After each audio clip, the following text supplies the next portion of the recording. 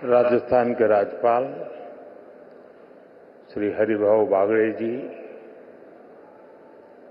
यहाँ के लोकप्रिय मुख्यमंत्री श्री भजनलाल जी शर्मा,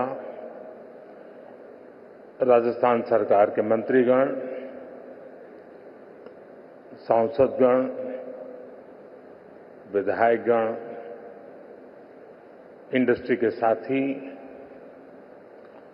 विभिन्न एम्बेसडर्स, दूतावासों के प्रतिनिधि, अन्य महानुभाव, देवी और सज्जनों, राजस्थान की विकास यात्रा में आज एक और अहम दिन है। देश और दुनिया से बड़ी संख्या में डेलीगेट्स, इन्वेस्टर्स यहां पिंक सिटी में पधारे हैं। यहां उद्योग जगत के भी अनेक साथी मौजूद हैं। राइजिंग राजस्थान समिट में आप सभी का अभिनंदन है। मैं राजस्थान की बीजेपी सरकार को इस शानदार आयोजन के लिए बधाई दूंगा। साथियों, आज दुनिया का हर एक्सपर्ट, हर इन्वेस्टर भारत को लेकर बहुत ही उत्साहित है। रिफॉर्म, परफॉर्म, ट्रांसफॉर्म के मंत्र पर चलते हुए भारत ने जो विकास किया है वो हर क्षेत्र में नजर आता है। आजादी के बाद के 7 दशक में भारत दुनिया की 11वीं सबसे बड़ी इकोनॉमी बन पाया था। उसके सामने पिछले 10 वर्ष में भारत 10th लार्जेस्ट इकोनॉमी से 5th लार्जेस्ट इकोनॉमी बना है।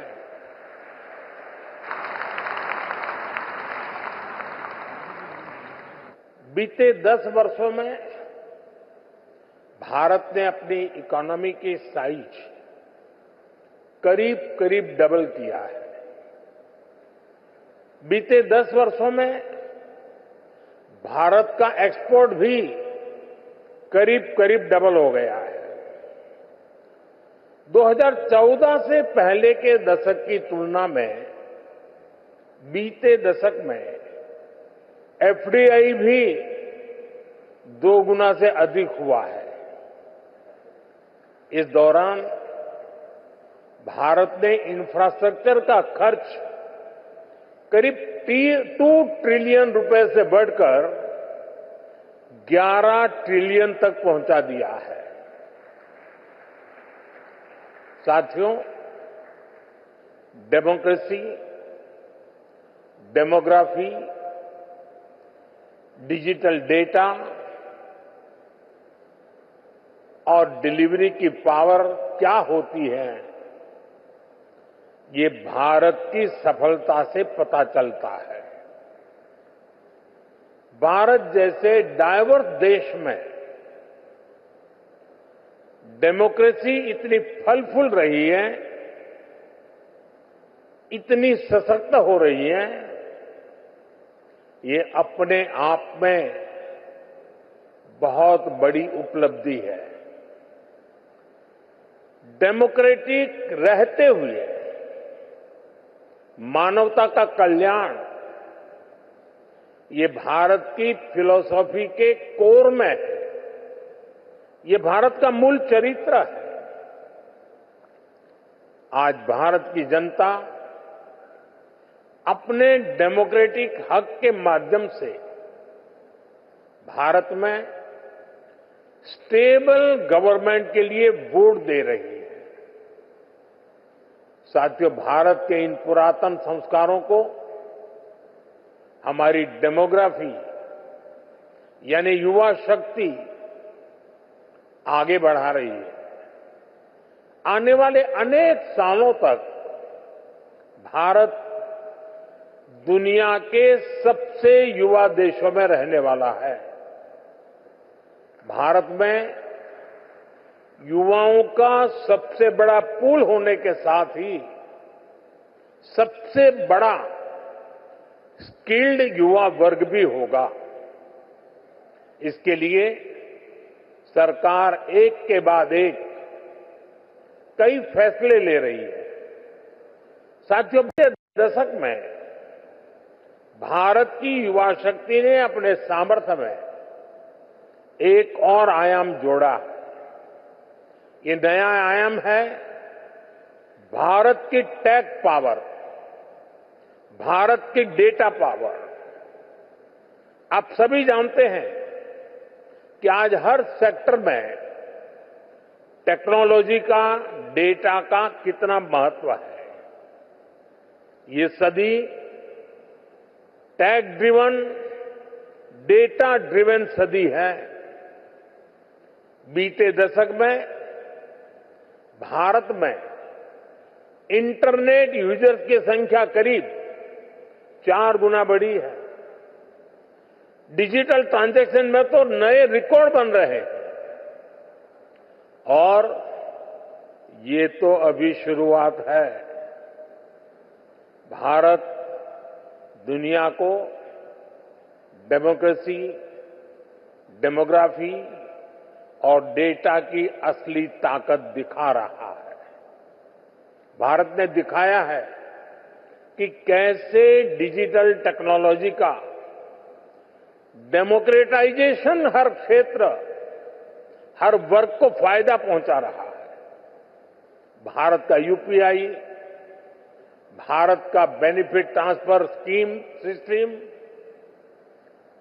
GeM, government e market place, ONDC, open network for digital commerce, ऐसे कितने ही प्लेटफॉर्म हैं जो डिजिटल इकोसिस्टम की ताकत को दिखाते हैं।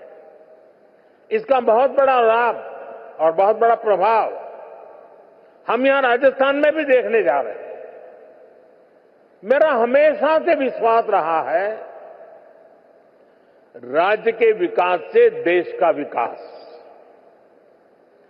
राजस्थान विकास की नई ऊंचाई पर पहुंचेगा तो देश को भी नई ऊंचाई मिलेगी। साथियों, क्षेत्रफल के हिसाब से राजस्थान भारत का सबसे बड़ा राज्य है और राजस्थान के लोगों का दिल भी उतना ही बड़ा है।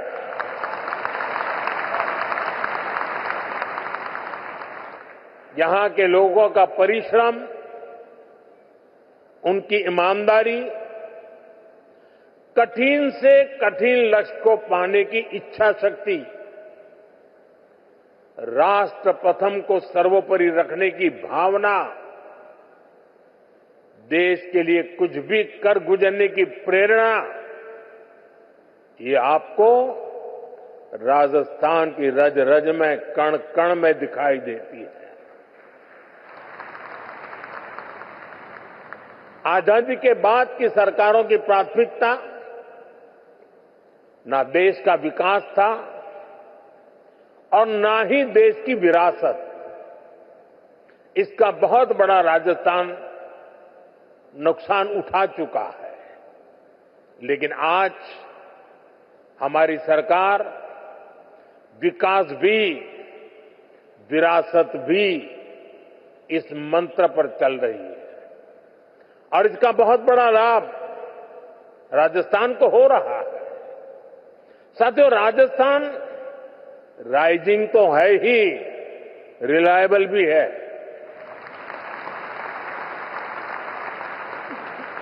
राजस्थान रिसेप्टिव भी है और समय के साथ खुद को रिफाइन करना भी जानता है।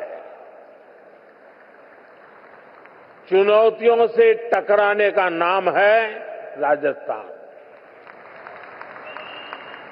नए अवसरों को बनाने का नाम है राजस्थान।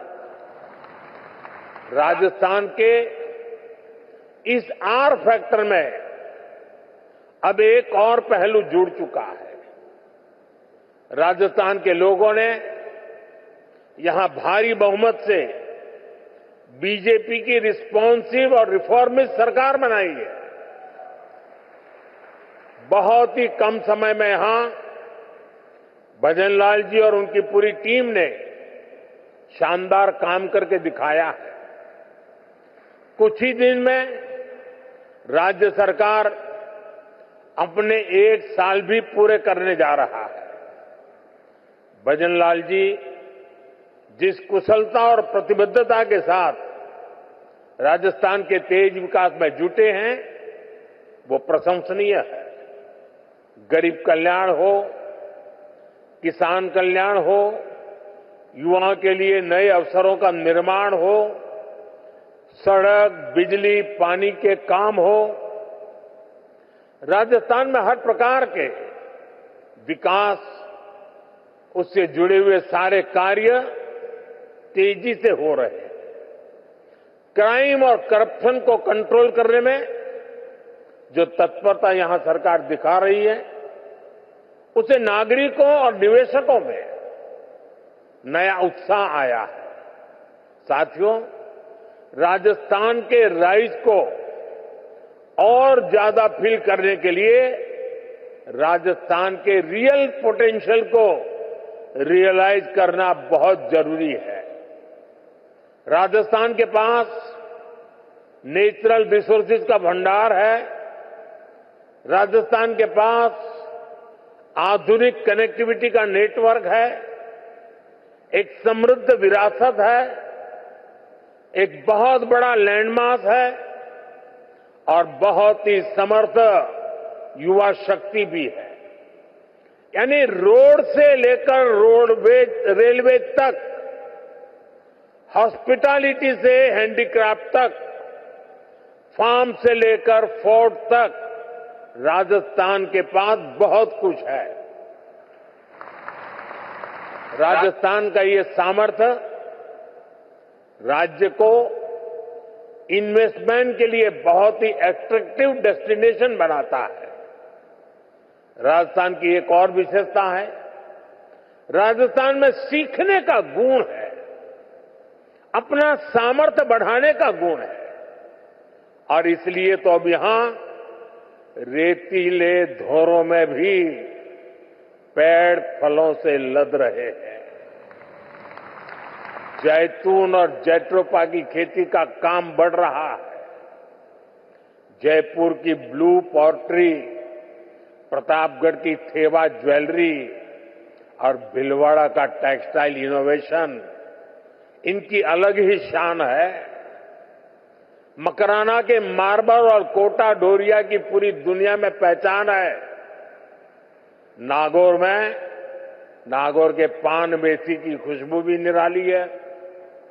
और आज की बीजेपी सरकार हर जिले के सामर्थ्य को पहचानते हुए काम कर रही है। साथियों, आप भी जानते हैं, भारत के खनिज भंडार का बहुत बड़ा हिस्सा राजस्थान में है। यहां zinc, lead, copper, marble, limestone, granite, potash जैसे अनेक मिनरल्स के भंडार है। ये आत्मनिर्भर भारत की मजबूत नींव है। राजस्थान भारत की एनर्जी सिक्योरिटी में बहुत बड़ा कंट्रीब्यूटर है। भारत ने इस दशक के अंत तक 500 गीगावाट रिन्यूएबल एनर्जी कैपेसिटी बनाने का टारगेट रखा है। इसमें भी राजस्थान बहुत बड़ी भूमिका निभा रहा है। भारत के सबसे बड़े सोलर पार्क में से अनेक पार्क यहां पर बन रहे हैं।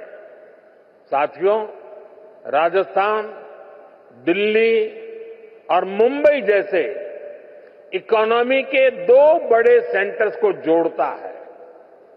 राजस्थान महाराष्ट्र और गुजरात के पोर्ट्स को नॉर्दर्न इंडिया से जोड़ता है।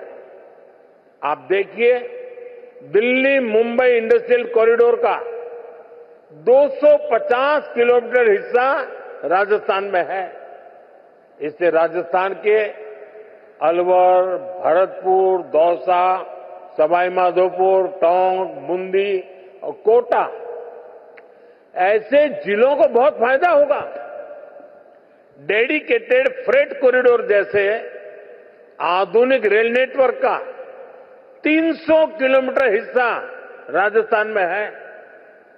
ये कॉरिडोर जयपुर, अजमेर, सीकर, नागौर और अलवर जिलों से होकर गुजरता है।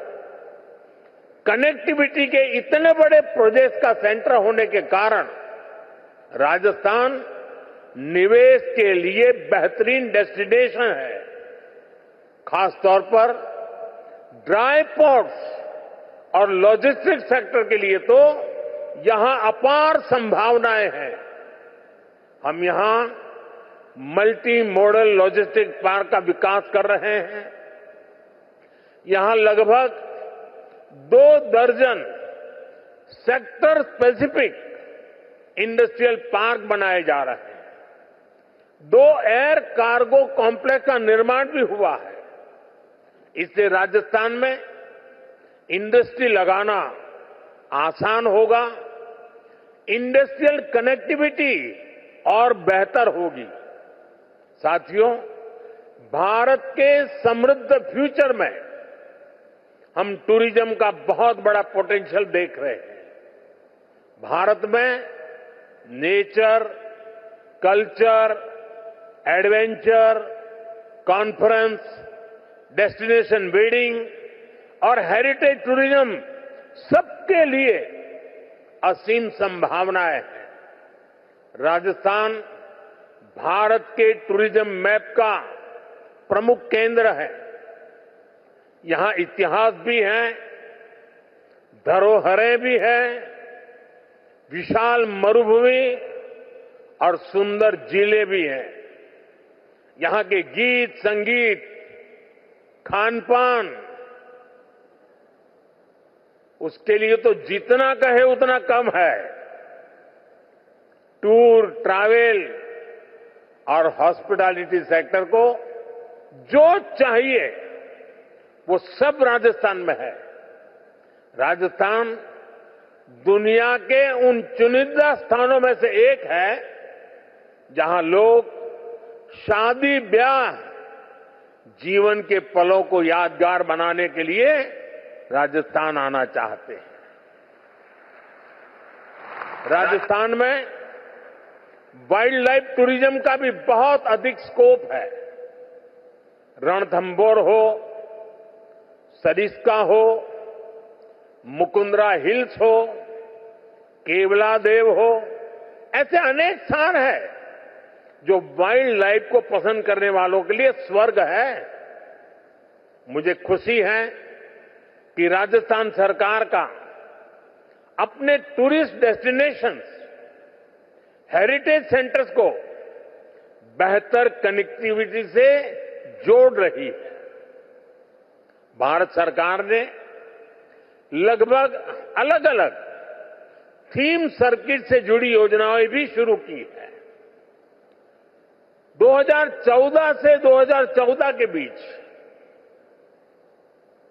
10 साल में भारत में 5 करोड़ के आसपास विदेशी टूरिस्ट आए थे, जबकि 2014 से 2024 के बीच भारत में 7 करोड़ से ज्यादा विदेशी टूरिस्ट आए।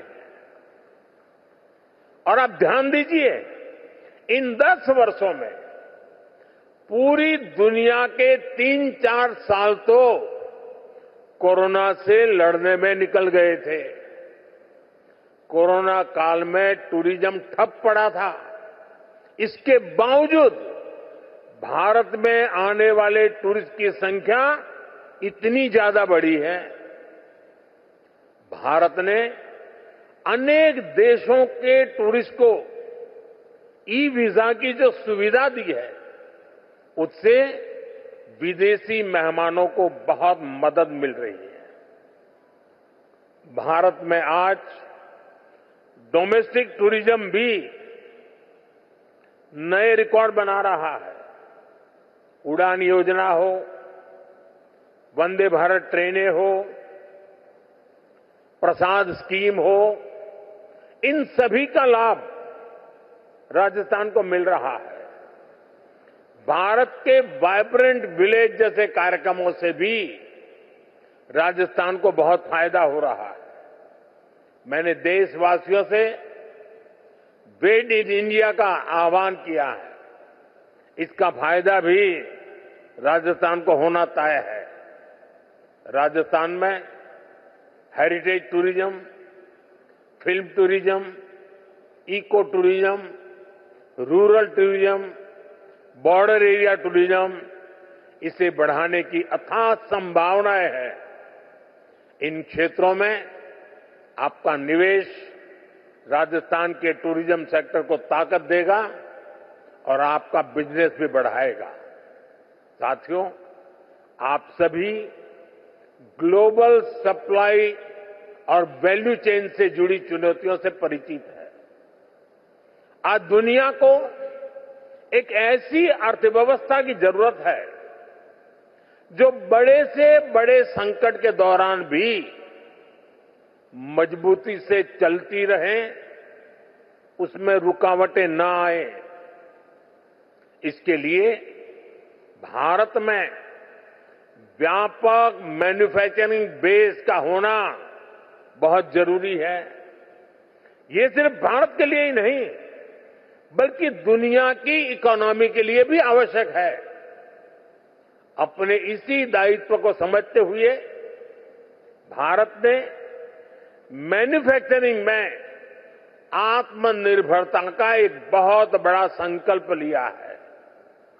भारत अपने मेक इन इंडिया प्रोग्राम के तहत लो कॉस्ट मैन्युफैक्चरिंग पर बल दे रहा है। भारत के पेट्रोलियम प्रोडक्ट्स, भारत की दवाएं और वैक्सीन, भारत का इलेक्ट्रॉनिक सामान, इसमें भारत की रिकॉर्ड मैन्युफैक्चरिंग से दुनिया को बहुत बड़ा फायदा हो रहा है। राजस्थान में से भी बीते वर्ष करीब करीब 84,000 करोड़ रुपए का एक्सपोर्ट हुआ है। 84,000 करोड़ रुपीस। इसमें इंजीनियरिंग गुड्स, जेम्स और jewellery, textiles, handicraft, agro food products भी शामिल है। साथियों, भारत में मैन्युफैक्चरिंग बढ़ाने में पीएलआई स्कीम का रोल भी लगातार बढ़ता जा रहा है। आज इलेक्ट्रॉनिक्स, स्पेशलिटी स्टील, ऑटोमोबाइल्स और auto components, solar PV, pharmaceutical drugs, इन सेक्टर्स में बहुत अधिक उत्साह है। पीएलआई स्कीम के कारण करीब 1.25 लाख करोड़ रुपए का इन्वेस्टमेंट आया है। करीब 11 लाख करोड़ रुपए के प्रोजेक्ट बने हैं और एक्सपोर्ट में 4 लाख करोड़ रुपए की बढ़ोतरी हुई है। लाखों युवाओं को नए रोजगार भी मिले हैं। यहां राजस्थान में भी ऑटोमेटिव और ऑटो कंपोनेंट इंडस्ट्री का अच्छा बेस तैयार हो चुका है। यहां इलेक्ट्रिक व्हीकल मैन्युफैक्चरिंग के लिए बहुत संभावनाएं हैं। इलेक्ट्रॉनिक्स मैन्युफैक्चरिंग के लिए भी जो जरूरी इंफ्रास्ट्रक्चर की जरूरत है, वो भी राजस्थान में उपलब्ध है। मैं सभी निवेशकों से आग्रह करूंगा, इन्वेस्टर से आग्रह करूंगा, राजस्थान के मैन्युफैक्चरिंग पोटेंशियल को भी जरूर एक्सप्लोर करें। साथियों, राइजिंग राजस्थान की बहुत बड़ी ताकत है एमएसएमईज। एमएसएमई के मामले में राजस्थान भारत के टॉप 5 राज्यों में से एक है। यहां इस समिट में एमएसएमई पर अलग से एक कॉन्क्लेव भी होने जा रहा है। राजस्थान के 27 लाख से ज्यादा छोटे और लघु उद्योगों में काम करने वाले 50 लाख से ज्यादा लोग राजस्थान के भाग्य को बदलने का सामर्थ्य रखते हैं। मुझे खुशी है कि राजस्थान में नई सरकार बनते ही कुछ ही समय में नई एमएसएमई पॉलिसी लेकर आ गई। भारत सरकार भी अपनी नीतियों और निर्णयों से एमएसएमई को लगातार मजबूत कर रही है। भारत के एमएसएमई सिर्फ भारत ही नहीं बल्कि ग्लोबल सप्लाई और वैल्यू चेन को सशक्त करने में बड़ी भूमिका निभा रहे हैं। हमने कोरोना के दौरान देखा, जब दुनिया में फार्मा से जुड़ी सप्लाई चेन क्राइसिस में आ गई, तो भारत के फार्मा सेक्टर ने दुनिया की मदद की। ये इसलिए संभव हुआ क्योंकि भारत का फार्मा सेक्टर बहुत मजबूत है।